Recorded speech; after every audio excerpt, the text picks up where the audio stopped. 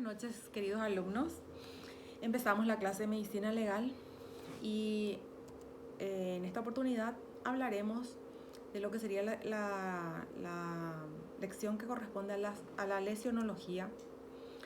Estaremos trabajando con el Código Penal. El Código Penal hablaremos del maltrato físico y de las lesiones, el bien jurídico protegido. Entonces, en cuanto a lo que serían las normas, en cuanto a lo que corresponde, ¿verdad?, que contiene la parte de las tipificaciones, como también podemos analizar que en este Código Penal no hay ninguna referencia de manera directa al bien jurídico tutelado, pero sin embargo en los artículos 110, que es el que tengo acá a mano, el 110, el 111 y el 112 y el 113.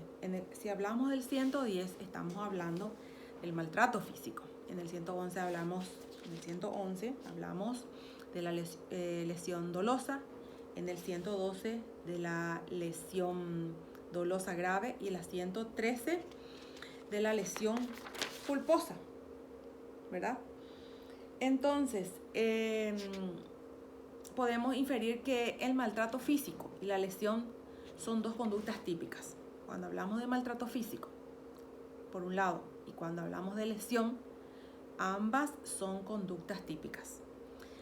Previstas estas para proteger la integridad física de las personas, que sería, la integridad física sería el bien jurídico protegido, ¿sí? Cuando hablamos de maltrato físico, y hablamos de este artículo 110 de nuestro Código Penal, habla del maltrato físico y se haya descrito, dice, como el que maltratara, dice en el primer inciso, físicamente a otro, entonces, u otro y demás puntos otra vez, hablamos de que es muy difícil definir la figura delictiva por su intangibilidad. Pero ensayaremos una que a nuestro criterio puede sintetizar la conducta. Entonces diremos que el maltrato físico, ¿verdad?, es todo trato inadecuado. Hablamos de lo que no es apropiado, es inadecuado, no es adecuado. Entonces, o toda acción realizada sobre el físico de otra persona, ¿verdad?, sin causarle ningún daño, es decir, sin existir consecuencias físicas algunas después de desaparecer la acción de maltrato. Ejemplo, cuando nosotros le empujamos a una persona contra la pared o cualquier otro obstáculo, o le estiramos del pelo a otra persona. En síntesis, una acción contra el físico humano, pero no relevante, o sea, sin relevancia. Ahora, si nosotros hablamos de lesión, la lesión es el daño ocasionado en el cuerpo de la salud, ¿verdad?, en la salud de la otra persona, sin tampoco intención homicida. Pero cuando hablamos de lesión, esta conducta se halla prevista, ¿verdad?, en los artículos 111, 112, 113 del Código Penal, de este mismo código que estamos hablando. Pero ¿en qué consiste la lesión? ¿En qué consiste, ¿verdad?, la lesión? Según el artículo 111 encontramos el siguiente concepto. Dice, en el 111 dice, el que dañara la salud de otro será castigado, el que dañara la salud de otro será castigado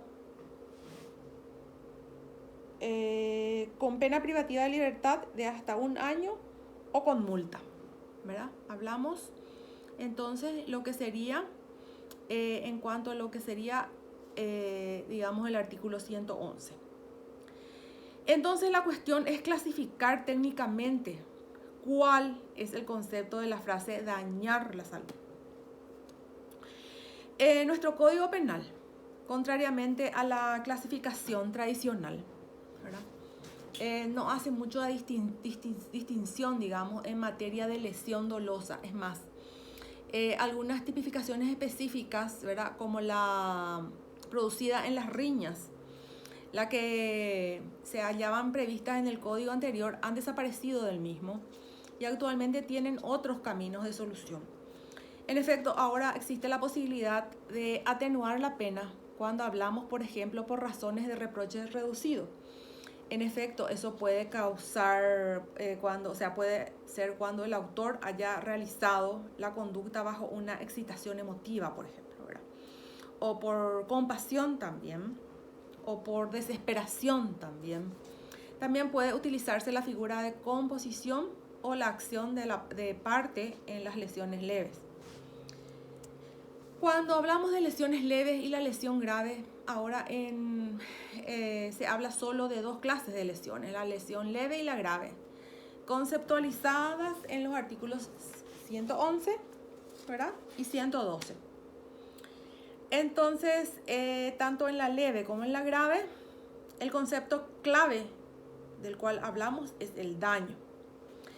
¿Daño en dónde? ¿Daño en qué? Daño en la integridad corporal de la persona, en su existencia real.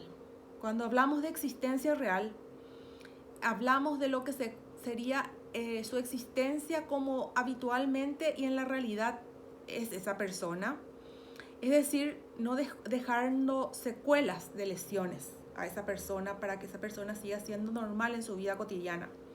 Entonces, la lesión leve es el daño producido en la salud o en el cuerpo de la otra persona, pero sin posteriores consecuencias.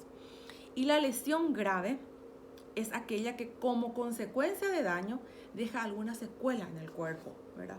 O en la salud de esa persona. Entonces, el daño afecta al cuerpo cuando afecta su parte anatómica, o daña la salud, o sea que queda mutilado alguna parte de esa salud cuando afecta la parte fisiológica también del cuerpo, ¿verdad? Una persona que ya no puede hacer su vida normal en el sentido de la parte, digamos, fisiológica, si también es afectada, porque hablamos de toda la anatomía humana. En conclusión, el bien jurídico protegido es la integridad de la persona. Este es el bien jurídico. Entendida en el aspecto normal de la persona, sino, entendida en el sentido del aspecto físico y del aspecto psíquico también, que es importante. En derecho vemos que comprende el bien jurídico la incumulidad de la persona o de la integridad corporal de la persona. Entonces, el derecho a la integridad física, es decir, el derecho a no ser privado de ningún miembro u órgano corporal. El derecho a la salud física, a la salud mental, esto es el derecho de la persona a no ser sometida a enfermedades que eliminen su salud. El derecho de bienestar corporal, el bienestar psíquico, es decir, el derecho de la persona a que no se le hagan padecer sensaciones de dolor o de sufrimiento. Háblese de sufrimiento, digamos, en el sentido del cuerpo humano o en el sentido psíquico también. ¿Por qué no hablar de eso? Entonces, el derecho a la propia apariencia personal también, o sea, el derecho de la persona a no ser desfigurada en su imagen externa, como se le ve, ¿verdad? Entonces, cuando hablamos del sistema para graduar las penas y las lesiones, históricamente los sistemas que se prevén, ¿verdad?, para graduar las penas en los hechos punibles contra la integridad física o en las lesiones son tres. Por un lado tenemos el sistema de distinguir únicamente entre lo que sería lesión grave y leve, ¿verdad? Pero dejando todos los demás detalles que forman para la estructura de esta conducta típica a cargo del juez. Por otro lado, el sistema subordina la clasificación de heridas, la duración de estas heridas o el tiempo que tarda para que esta lesión desaparezca y también digamos en el sentido de la incapacidad para que esta persona trabaje y se reincorpore a su trabajo cotidiano, a su vida laboral por culpa de esa lesión que padeció, por culpa de ese tropiezo, por culpa de esa lesión. Entonces, el sistema mixto también es importante mencionar en el sentido que entremezcla los dos anteriores que les nombré. Es decir, tiene en cuenta el resultado de la lesión y tiene en cuenta el tiempo de habilitación para que esta persona pueda trabajar otra vez normalmente.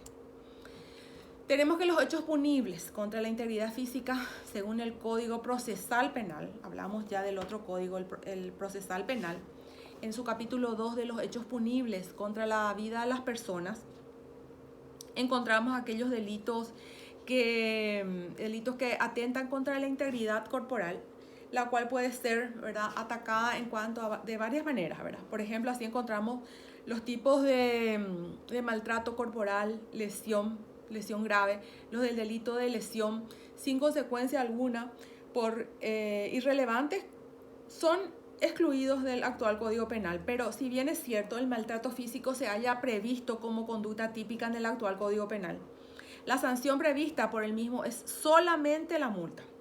Son agresiones, pero no llega a constituirse como lesión. Sin embargo, en la previsión nominada como lesión, la clave es el daño, es un veneno, ¿verdad? O sea, es el arma blanca, es el arma de fuego, o es un arma contundente, o si se somete a la víctima a graves dolores físicos o psíquicos, como mencionábamos anteriormente. Si hablamos de los hechos punibles de lesión grave y responsabilidad atenuada por algunas razones previstas en el Código Procesal Penal, tenemos previsto que cuando la lesión es grave, en atención al artículo 112 del Código Penal, ¿verdad?, cuando hablamos de lesión grave, la pena puede ir hasta, dice, 10 años, ¿verdad? 10 años, hablamos de 10 años. Entonces, de privación de libertad. Y si para el efecto se utilizara armas blancas o armas de fuego, pero hay que mencionar en especial, con especial atención, el hecho de que el Código Penal vigente habla de la posibilidad de que el sujeto pasivo deje sin efecto la antijuridicidad de la conducta a través del consentimiento. Porque ahí hablamos del consentimiento. También cuando el reproche es reducido, se puede dejar de lado la pena o la compasión, o ambas cosas a la vez. En consentimiento actúa a nivel de la tipicidad, entonces, porque el bien jurídico protegido es la voluntad misma. Ejemplo, ponemos como ejemplo la violación de domicilio, por ejemplo. Entonces, en lesiones graves puede llegar hasta 10 años de condena de privación de libertad y prevé también varias hipótesis. ¿Por qué? Porque pone en peligro la muerte de la víctima, puede producir mutilaciones o puede producir desfiguraciones, reducido en el uso del cuerpo o de sus sentidos, reducir la capacidad de cohabitación o la capacidad de trabajo, o cuando la lesión causa una enfermedad grave o por tortura también, ¿verdad?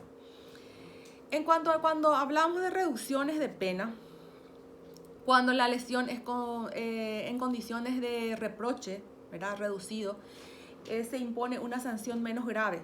Entonces, que cuando no ocurren esas condiciones, las penas son reducidas a la mitad de lo que le pudiera corresponder en las lesiones sin riña o excitación motiva.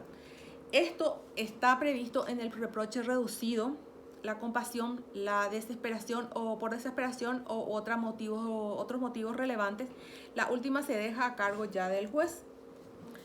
Volviendo al artículo 110, cuando hablamos de maltrato físico, dice: el que maltratara físicamente a otro será castigado con pena privativa de libertad hasta 180 días multa, dice. Cuando la víctima sea un niño, la pena privativa de libertad, ¿verdad?, será de hasta 1 año o multa. Cuando la persecución penal del hecho depende